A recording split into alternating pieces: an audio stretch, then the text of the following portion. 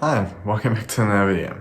Today we're going to be looking at the Xiaomi Redmi 10S, which should be basically the cheapest, best phone you can get on the market. Now, honestly, I don't have the product in my hands right now, but it doesn't stop me from making a video talking about the specs and my overall thoughts of the design.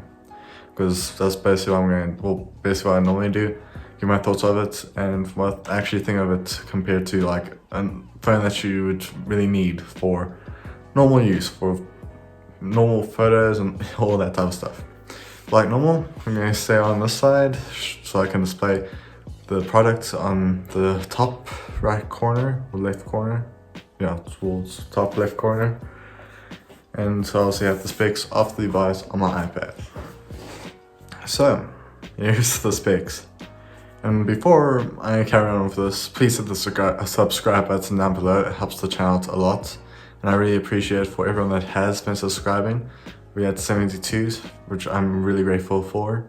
But let's try and make it to 1,000 soon, or 100,000. Anything is possible with YouTube. But let's get straight to the product. So with this product, obviously PMUR depends on the price, but I'm going to give the American price, which starts from $230 to the max of it being $300. So it is very cheap, and we'll see if it's worth to be or able to be classed as the best budget phone. So the display is a 6.4 inch display, which is not bad at all. It has Android 11, which is, I believe this is standard. The product was released on the 28th, so not too long ago. Main camera, I believe it is 64 megapixels. You get two options of RAM. You get 6 gigabytes of RAM or 8 gigabytes of RAM. And the battery is about 500,000 mAh per hour.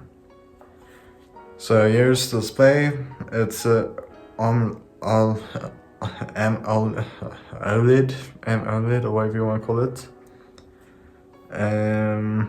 Which basically I'll say is close to 4K. I think it's about 2.5 K or something like that. I'm not 100% sure of the Ks and quality. Platform is also Android.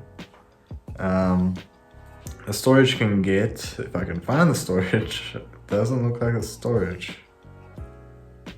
Wait, there we go. So you can get about max, it looks like, is 128 gigabytes of RAM. Storage. Obviously, it is full. You can expand the storage with a solid state drive, not solid state drive, but SD card, which most Android phones have. Apple doesn't really have it, because obviously it's different from Androids, but I guess it's one way for your brands like Samsung, Xiaomi, for example, also Huawei, and even more to save money on their devices by making the user buy more storage. But let's carry on. So the front-facing camera is 1080p with 30 frames per second, and the back-facing camera is actually quite amazing. 4K at 30 frames per second, which is not bad. This phone is capable of, because this is the iPhone 11, which is capable of 4K, 6 frames per second both ways from the rear and front camera. So this is actually not bad at all, especially for a budget phone. That's about $300 or less, depending which one you get, like I said. And obviously, photos looks like it's good with photos. The selfie camera is 13 megapixels with the wide, but it's capable of HDR, which is good. And yeah, the Wi-Fi, it's standard Wi-Fi. It's Wi-Fi 802.11, which I'm not 100% sure because there is Wi-Fi 6. I'm not sure if it's equivalent to Wi-Fi 6, but yeah, but otherwise that's the specs, and that's basically it. There's also a few colors that you get with it, but otherwise, yeah. So my thoughts of the design, it's not too bad. The camera, I always have an issue with the cameras sometimes. I mean, not to judge just Android. Apple also had weird looks with the cameras, like the iPhone 11 for example, and the iPhone 12. But overall, it's not bad design at all compared to other phones that you get. To kind of hint at Huawei with the ring that they have of one of their products with the cameras.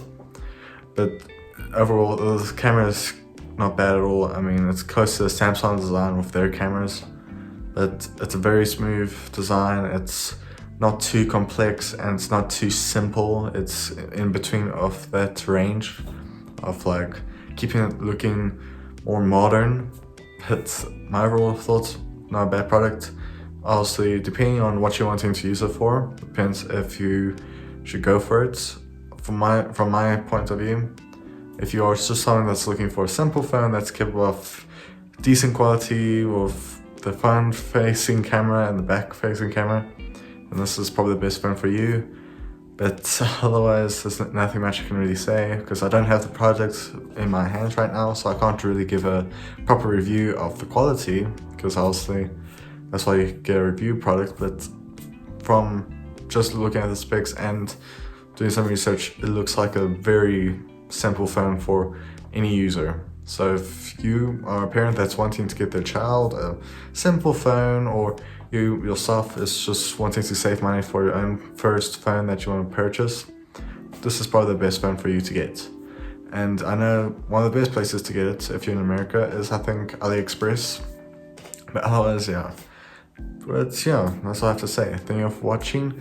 Please like and subscribe for more videos. Comment down below what you want to see next. And I'm trying to do gameplay. Last Wednesday's video, well, today's video, time I'm recording is Wednesday. Didn't work out for first tree. It did not record at all. So, and I was basically halfway off the game, so I'm not redoing it. But otherwise, yeah. And like normal, I have a clothing line or clothing brand. So if you want to support the channel and get something out from it as well, just purchase my hoodies or shirts, because not only you're helping me to do more videos, but you're also getting something in return.